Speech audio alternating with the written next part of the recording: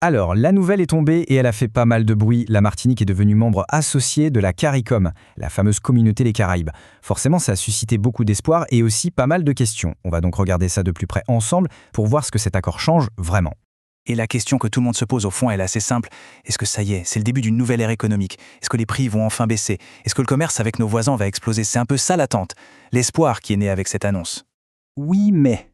Voilà, il y a un mais, et il est de taille. Pour vraiment comprendre de quoi on parle, il faut s'arrêter sur cette phrase, tirée noir sur blanc du texte officiel. Et croyez-moi, cette petite phrase, elle change absolument toute la donne. Première partie donc, une annonce, une attente. On va essayer de décoder la réalité qui se cache derrière les gros titres. L'idée, c'est de faire le tri entre ce qu'on a pu entendre, les espoirs, et ce que dit vraiment, concrètement, le droit. Alors concrètement, ça veut dire quoi ne pas participer au marché commun? Eh bien, les conséquences sont énormes. D'abord, ça veut dire pas d'entrée dans le grand marché économique de la Caraïbe. Ensuite, oubliez l'idée de libre circulation des biens et des personnes comme on pourrait l'imaginer, ce n'est pas ça. Et enfin, et c'est peut-être le plus important, la Martinique ne peut pas négocier sa propre politique commerciale. C'est un point absolument clé. On en vient donc à la réalité juridique. On va mettre face à face les attentes et les vraies contraintes de l'accord. C'est là que le décalage saute aux yeux, entre ce qu'on aurait pu espérer et ce que le texte permet réellement. Et ce fossé, il est flagrant. On s'attendait à une baisse automatique des prix. Eh bien non, l'accord ne prévoit rien de tel. On pensait au libre-échange direct. Raté, ce n'est pas une intégration au marché commun. Un accès privilégié pour nos entreprises. Pas vraiment non plus. En clair, on est loin, très loin d'une véritable intégration économique. Troisième point, le rôle clé de l'Europe. Parce que la question qui vient tout de suite, c'est « mais pourquoi ? Pourquoi toutes ces limites ? Pourquoi on ne peut pas aller plus loin ?» Eh bien, la réponse n'est pas à chercher en Martinique, mais à Bruxelles. C'est l'Europe qui détient la clé.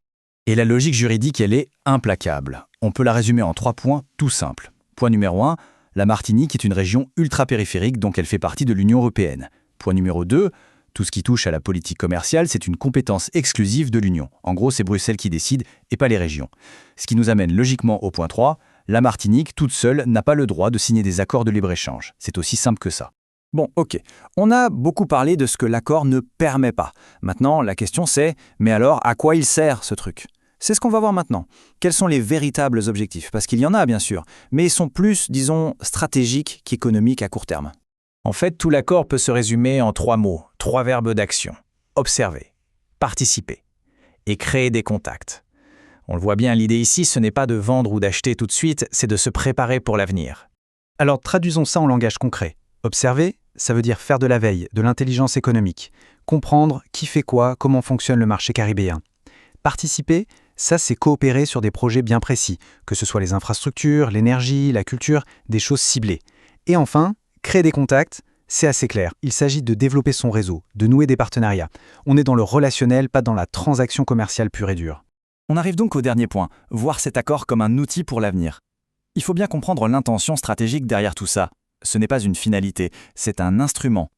Un outil pour préparer le terrain, pour construire l'avenir. Et s'il y avait un seul mot à retenir de tout ça, ce serait celui-là, prospective. La définition est simple, mais elle dit tout. C'est une démarche pour préparer l'avenir, souvent sans attendre de résultats immédiats. En d'autres termes, c'est un pari, un investissement sur le long terme. On accepte de ne pas avoir de bénéfices concrets tout de suite pour mieux se positionner pour demain. La conclusion donc, elle est assez claire et elle confirme tout ce qu'on vient de dire. Non, ce n'est pas un accord économique fort au sens commercial du terme. C'est bien plus un outil d'observation, de coopération, d'intelligence stratégique. Pour le dire encore plus simplement, la Martinique entre dans la CARICOM pour regarder, pour apprendre et pour se connecter. Pas pour vendre et acheter massivement, du moins pas pour l'instant. Et tout ça, ça nous amène à une dernière question, une question beaucoup plus large. Si cet accord n'est qu'un premier pas, une porte d'entrée, alors que faudrait-il changer au niveau juridique, au niveau politique, pour qu'un jour on puisse parler d'une vraie intégration économique de la Martinique dans la Caraïbe? Vaste sujet, et le débat, lui, ne fait que commencer.